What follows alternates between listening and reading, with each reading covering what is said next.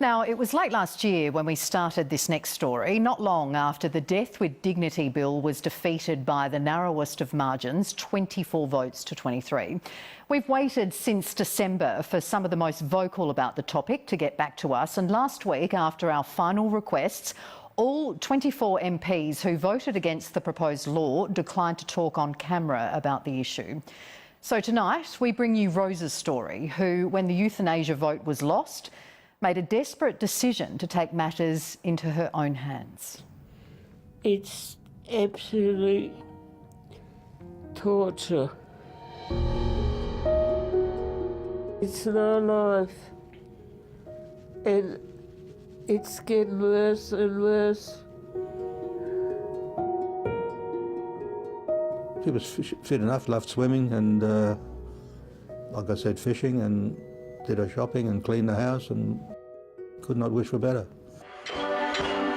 A vibrant and fun-loving woman, Rose Tybesee never imagined her golden years would end up like this. I used to love gardening. Confined to a wheelchair and living in a nursing home, today is a rare visit to the home she built with husband Bernie more than 50 years ago.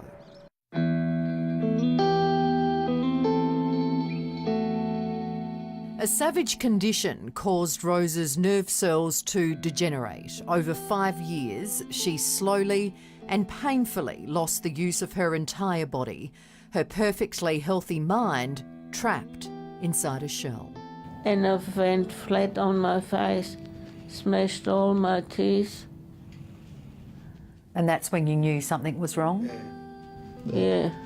She has corticobasal degeneration, and it shut down the left arm first, then the left leg, and now the right arm and the right leg.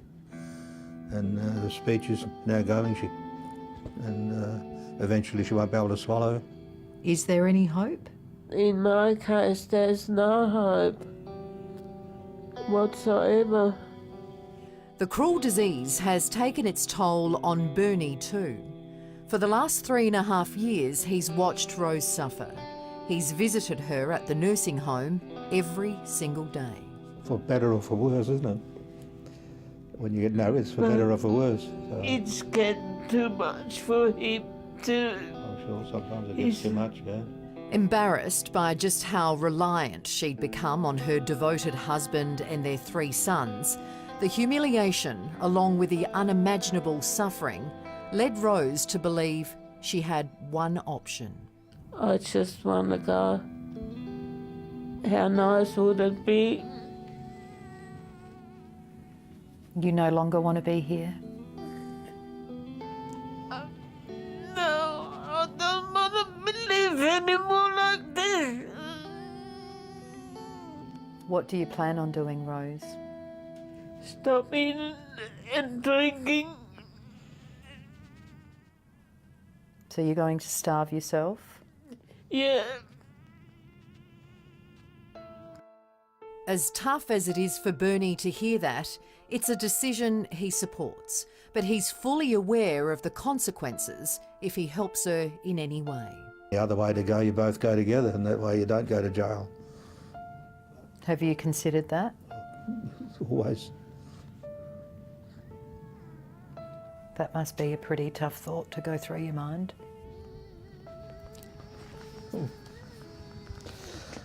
Yeah.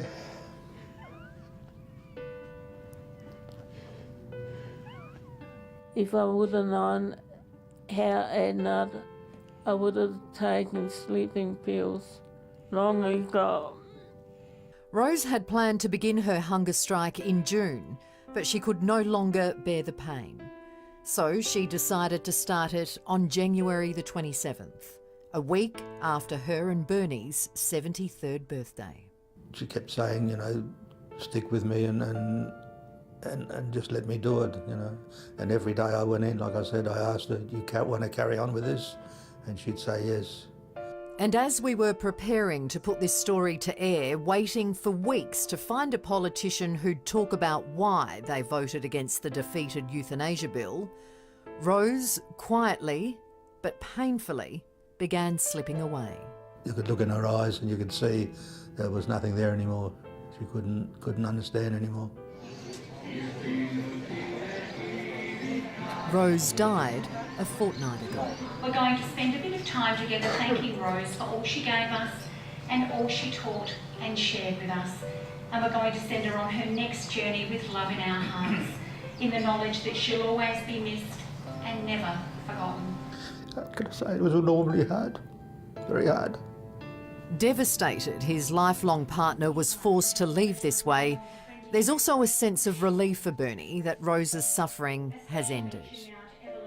Amid the grief, though, remains anger that in 2017 there's still no law giving the terminally ill the right to die. But he also wants them to know about the supreme sacrifice Rose has made to keep the issue alive. All I can say is the politicians, if they would see what my wife went through, and that could happen to any one of them or their family or loved ones, surely that would change their minds.